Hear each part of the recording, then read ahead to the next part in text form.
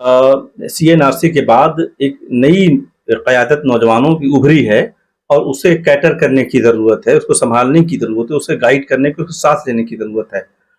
मुझे बताएँ कि ये जो क़यादत जिसका ज़िक्र आप कर रहे हैं, नई क़यादत का, जो उभर कर के सामने आई है, जो मौजूद है, वो उसको रिकॉग्निशन ऊपर की जो क़यादत हमारी है, उसको कितना मिल पा रहा है? ये मैं तो यही कहूँगा कि हमारे बहुत सारे इदारों पर जो ख़ानदानी इजारतदारी है, वो एक बहुत बड़ा मसला है और उससे मैं नहीं समझता हूँ कि मेरी मुखालफत से, मेरे बोलने से या कुछ कहने से कुछ फ़र्क पड़ेगा। वो सिलसिला रहेगा, किसी एक ख़ानदान से मुझे कोई शिकायत नहीं है। मुझे लगता था पहले कि 1-2 ख़ानदान ऐसे हैं, लेकिन अब जैसे-जैसे काम कर रहे हैं, तो बड़ी जगह से लेके छोटी जगह तक तमाम जगहों के हालात एक जैसे ही हैं। लेकिन खुशी इस बात की है कि जो बासलाहियत नौजवान हैं, जो अच्छे नौजवान हैं, चाहे वो तालीम के मैदान में काम कर रहे हैं, चाहे वो पॉलिटिक्स में हैं, चाहे वो तिजारत में हैं, हर जगह चाहे समाजी वर्क कर रहे हैं, वो कहीं न कहीं अपनी शनाख्त और पहचान के साथ और बहुत ही हिम्मत और हौसले के साथ काम कर रहे हैं। और बहुत सियासी टाइप का सवाल है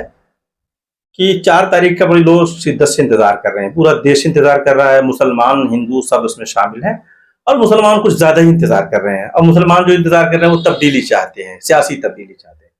अगर उनके ख्वाहिश के मुताबिक सियासी तब्दीली हो जाती है और अगले अगले 5 साल उनके मुताबिक सरकार बन जाती है देश में, तब उन्हें क्या करना चाहिए?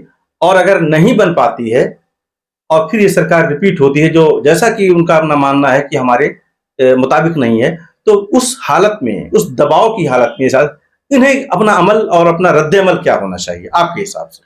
देखिए, मैं यही कहता हूँ कि मुसलमानों के जो नज़रियात हैं, मुसलमानों का जो एक सियासी एजेंडा है, मुझे आज तक समझ नहीं आया। अच्छा। मेरे जितने भी कायदीन, मेरे जितने भी रहबर हैं, जितने भी सियासी मुस्लिम रहनुमा हैं, वो भी कन्फ्यूज़न के शिकार हैं।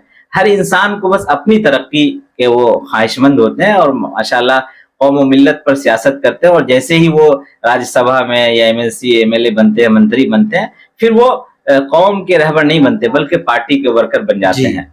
तो सबसे पहले तो मुसलमानों को अपना ज़हन साफ करने की ज़रूरत है और मेरा मानना ये है कि मुसलमानों को अब इस देश में इसी पॉलिसी पे अमल करने की ज़रूरत है कि सबका साथ अपना विकास।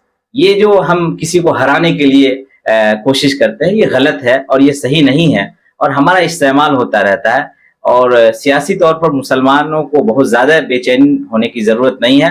भारतीय मुसलमान बहुत खुशहाल है और बहुत अच्छी पोज़ीशन में है। ये मैं समझता हूँ कि ये सोशल मीडिया और ये जो मौजूदा जो पॉलिटिक्स है, कुछ लोग जानबूझ करके हर मामले में मुसलमानों को इस तरह करने की कोशिश करते हैं।